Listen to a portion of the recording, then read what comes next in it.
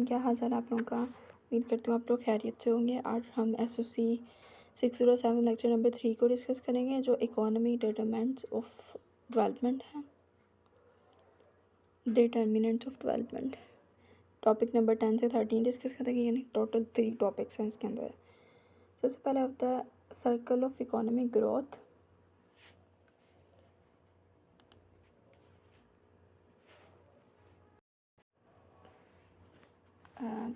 Economic growth एक circle यानी cycle, गोल, दायरे की तरह होती है। ठीक है, एक चीज़ दूसरी को ट्रिगर करती है। स्टेप 1 इसमें है राइजिंग कंज्यूमर डिमांड। सब कुछ यहाँ से स्टार्ट होता है कि लोग ज़्यादा चीज़ें ख़रीदना चाहते हैं, डिमांड बढ़ती जाती है। लोग ज़्यादा कपड़े, खाना, फ़ोन डिमांड करते हैं, मतलब उस चीज़ की उसको कहते हैं rising consumer demand. Rising consumer demand मतलब आपकी डिमांड बढ़ रही है, लोगों की डिमांड बढ़ रही है। इंक्रीज़ इन आउटपुट मतलब जो आप प्रोड्यूस कर रहे हो,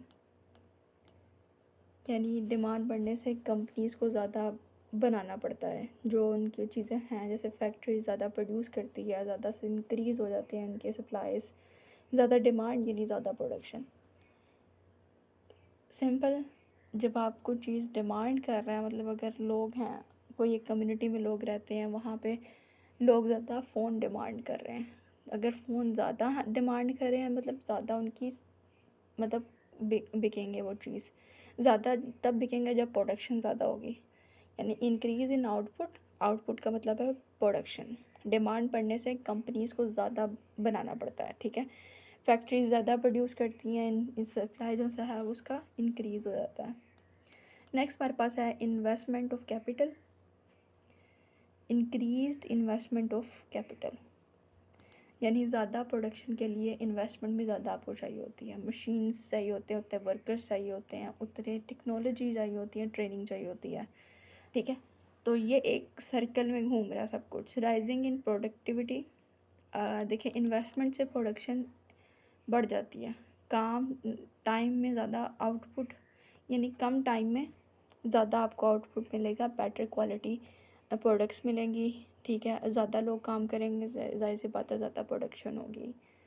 ज़्यादा इंक्रीज़ इन वेजेस, और ज़्यादा प्रोडक्शन से क्या होगा, आपकी वर्कर्स ज़्यादा हैं तो मतलब सैलरीज़ भी ज़्यादा मिलेंगी, इनकम इंक्रीज़ हो जाएगी, क्योंकि लोग ज़्यादा डिमांड कर रहे हैं, वर्कर्स उसी हिसाब से प्रोड्यूस करेंगे। अगर वो ज़्यादा प्रोड्यूस कर रहे हैं तो मतलब उनकी सैलरीज़, वेजेस इंक्रीज़ होंगी।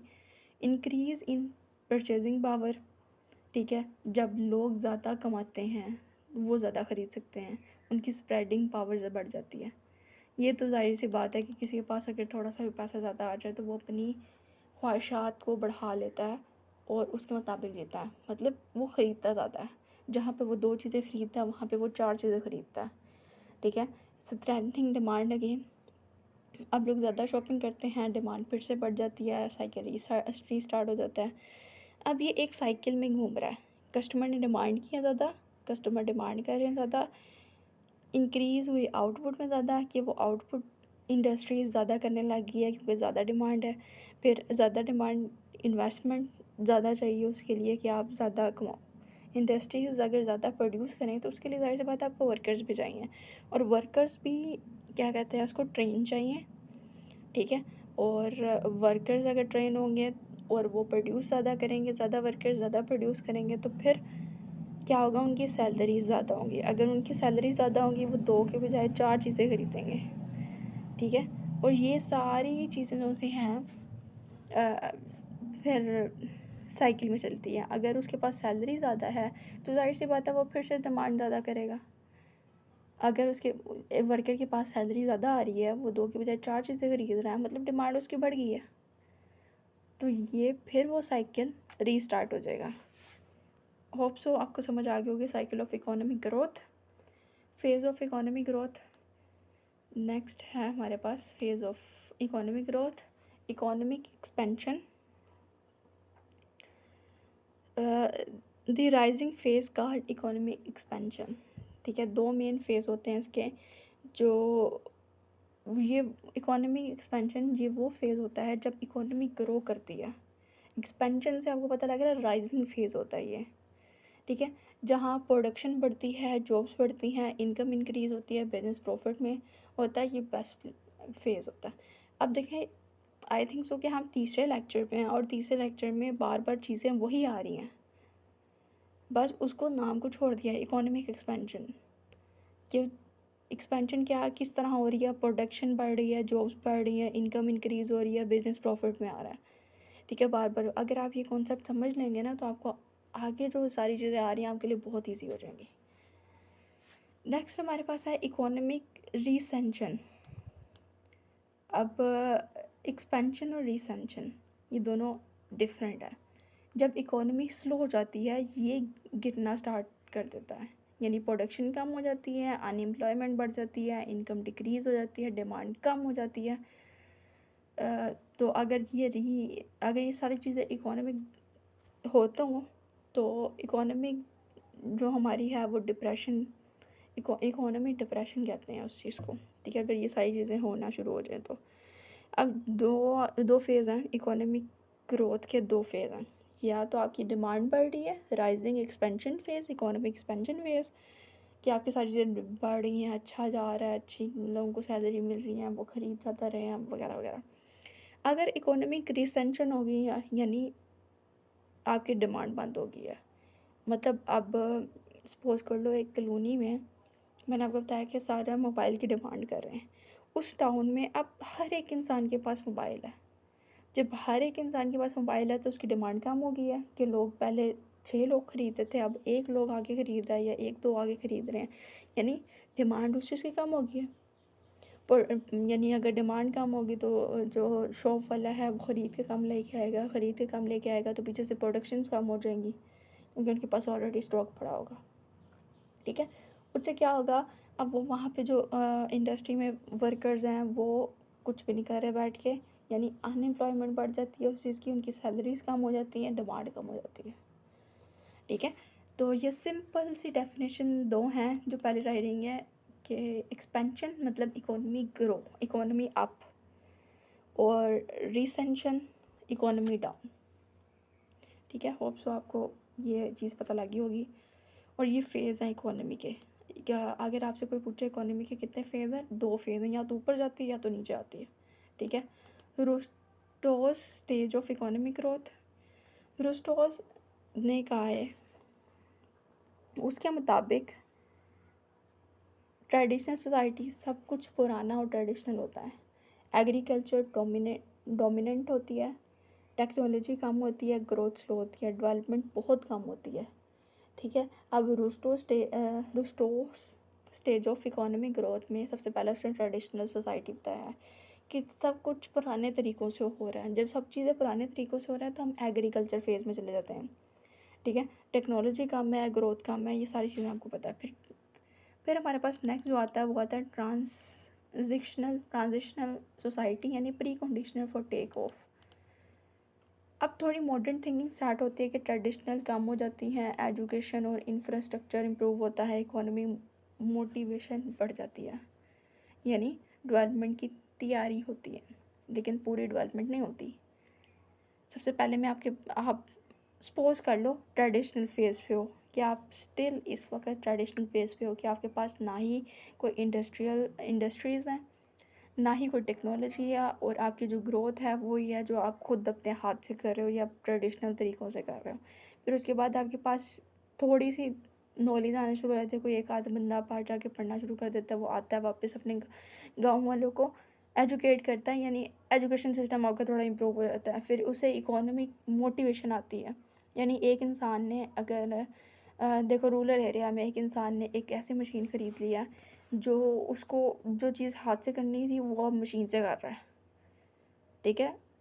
तो एक ने तैयारी की है डेवलपमेंट की, अब उसको देख के बाकी सारे भी जाएंगे, ठीक है। ट्रेडिशनल सोसाइटी में इस तरह होता है प्री कंडीशन टेक ऑफ कि ये सारी चीज़ें बढ़ती हैं, फिर टेक ऑफ स्टेज आता है हमारा। टेक ऑफ स्टेज यानी मोस्ट इंपॉर्टेंट होता है, ये टर्निंग पॉइंट होता है, यानी इंडस्ट्री फास्ट ग्रो करती हैं। अब वो एक बंदा लेके आया था, अब उसको देखेंगे भाई तुमने किधर से लिया हमें भी बताओ, फिर वो सारे भी वहाँ से लेके आएंगे चीज़ें, मतलब वो जो सी मशीन वो लेके आया था ना एक वर्कर, तो वो बाकी सारे भी लेके जाएंगे, उससे क्या होगा, उस मशीन की डिमांड बढ़ जाएगी। उस अगर उसकी डिमांड बढ़ गई है तो इंडस्ट्री फास्ट ग्रो करेगी। फिर वही वाला पॉइंट आ गया कि वर्कर्स ज़्यादा चाहिए होंगे, प्रोडक्शन ज़्यादा चाहिए होगी, सैलरीज बढ़ेंगी, मतलब वही सारा कुछ हो गया। ठीक है, हैवी इन्वेस्टमेंट होता है। हाँ, हैवी इन्वेस्टमेंट होता है सब कुछ, कि अगर ज़्यादा आपको चीज़ प्रोड्यूस करनी है तो आपको हैवी, क्योंकि अगर एक इंसान को किसी मशीन के बारे में नहीं पता और वो रूरल एरिया से उठ के आया और आप ऐसी कोई मशीन बना रहे हो जो कि स्पेसिफिक फार्मर्स यूज़ करें, तो आपको उनको एजुकेट करना पड़ेगा पहले। फिर उसके बाद एजुकेट करके कोई एक आध इस्तेमाल करेगा तो बाकी सारे देखेंगे। दूसरा मैच्योरिटी फिर स्टेज होता है, यानी इकोनॉमी स्टेबल और स्ट्रॉन्ग होती है, टेक्नोलॉजी एडवांस होती है। ठीक है, अब क्या हो गया कि सारे बंदे रूरल एरिया में वो मशीन ले आए हैं।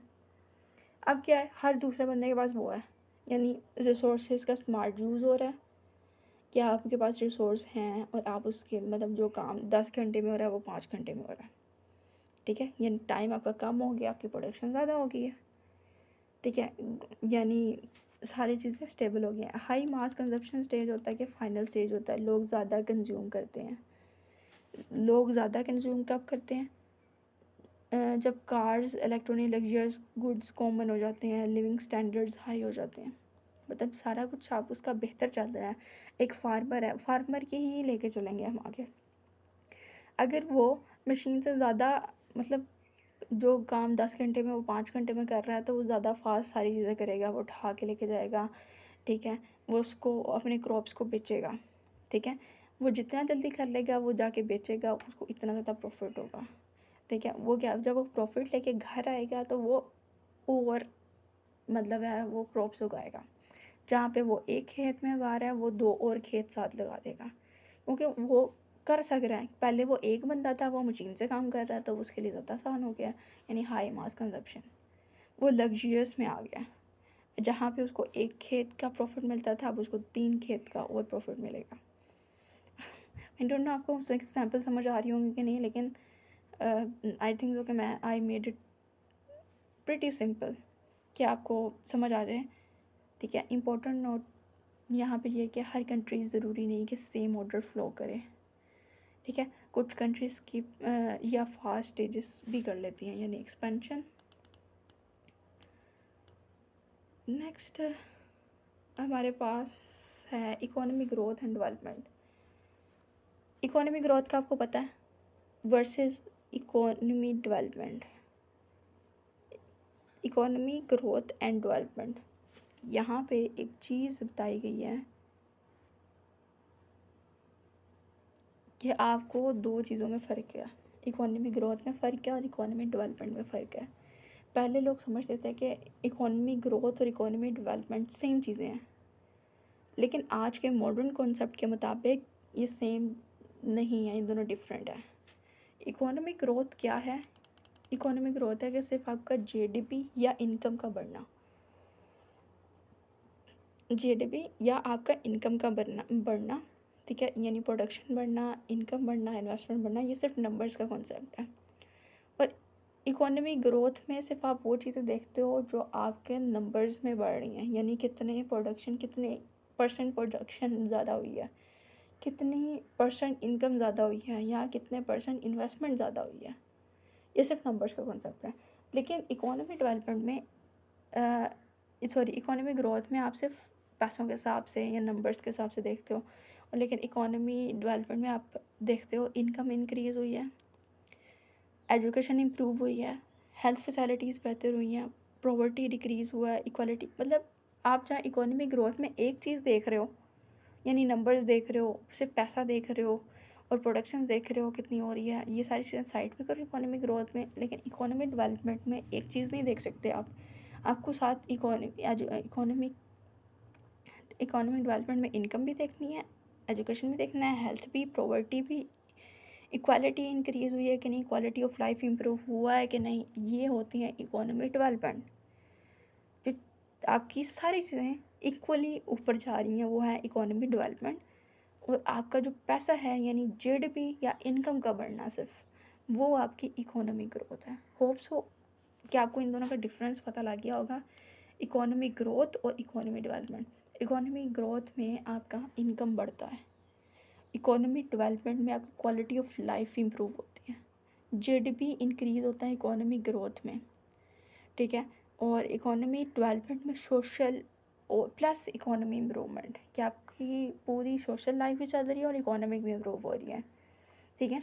तो जो हमारा इकोनॉमिक ग्रोथ है वो एक नैरो कॉन्सेप्ट है, और जो हमारे पास इकोनॉमी डेवलपमेंट है वो बोर्ड है, ठीक है। यानी डेवलपमेंट मल्टी डायमेंशनल प्रोसेस है कि सोसाइटी चेंज होती है, इंस्टीट्यूशन चेंज होते हैं, थिंकिंग ऑफ लाइफस्टाइल चेंज होता है, इकोनॉमिक ग्रोथ करती है। यानी development is equal growth plus social improvement plus better life. Development क्या है? डेवलपमेंट सिर्फ इकोनॉमिक ग्रोथ पे नहीं है, पैसों पे नहीं है, ठीक है। आपकी सोशल इम्प्रूवमेंट भी होनी चाहिए, ग्रोथ भी होनी चाहिए, और लाइफ भी आपकी बेहतर होनी चाहिए, ठीक है। नेक्स्ट हमारे पास है बैरियर्स ऑफ इकोनॉमिक ग्रोथ। यहाँ पे बैरियर्स का मतलब होता है रुक जाना किसी चीज़ का, या एक ख़त्म हो जाना। तकरीबन बैरियर्स है कि रुक जाना या रुकावटें। इकोनॉमिक ग्रोथ क्यों रुक जाती है? कुछ प्रॉब्लम्स होती हैं जो ग्रोथ को स्लो या स्टॉप कर देती हैं, ठीक है। इंफ्रास्ट्रक्चर प्रॉब्लम होती है। अब इंफ्रास्ट्रक्चर होती है कि बेसिक फैसिलिटीज़ की कमी होती है, यानी आपकी रोड्स ख़राब हैं, स्कूल कम हैं, एक आध स्कूल है आपके पूरे टाउन में, ठीक है। और हॉस्पिटल हैं लेकिन पुअर हॉस्पिटल का पूरा सिस्टम है, डॉक्टर्स नहीं हैं आपके पास, नर्सेस नहीं है, फैसिलिटीज़ नहीं है, रिसोर्सेज नहीं है आपके पास, फैक्ट्री वीक है, कम्युनिकेशन वीक, सिस्टम वीक है, तो रिज़ल्ट क्या है? इकोनॉमी आपकी स्लो हो जाएगी, ठीक है।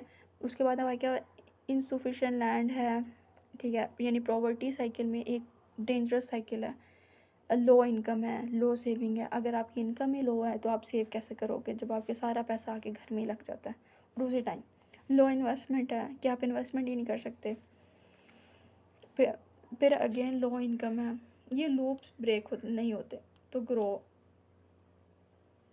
यानी आपकी ये सारी चीज़ें अगर ब्रेक नहीं होते तो आपकी ग्रोथ नहीं होती।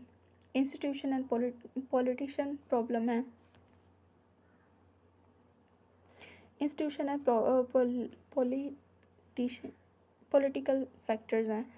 इसके अंदर करप्शन आ जाता है, पॉलिटिकल इंस्टेबिलिटी आ जाता है, वीक टैक्सेस आ जाते हैं, इनक्वालिटी आ जाता है, यानी इन्वेस्टर्स ट्रस्ट नहीं करते किसी भी इंस्टीट्यूशन पर, लैक ऑफ इंफ्रास्ट्रक्चर आ जाता है। इंटरनेशनल ट्रेड बैरियर्स हैं, यानी ट्रेड बैरियर्स में आपके लिमिटेड एक्सपोर्ट आ गई, और over dependency on raw materials और other companies, restriction, foreign income, ये सारा कुछ आ जाता है।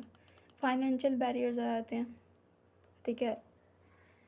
यानी फॉरेन डेबिट्स आपके पास नहीं है, करेंसी नॉन कन्वर्टेबल है आपकी, कैपिटल फ्लाइट है, ये पैसे बढ़ जाना, इकोनॉमी वीक हो जाती है। सोशल एंड कल्चर बैरियर्स है, इसमें आपका रीजन आ जाता है, कल्चर आ जाता है, ट्रेडिशनल एंड जेंडर आ जाता है, यानी रिलीजन रिस्ट्रिक्शंस है, ठीक है, जेंडर इक्वालिटी है, ये सारा कुछ आ जाता है।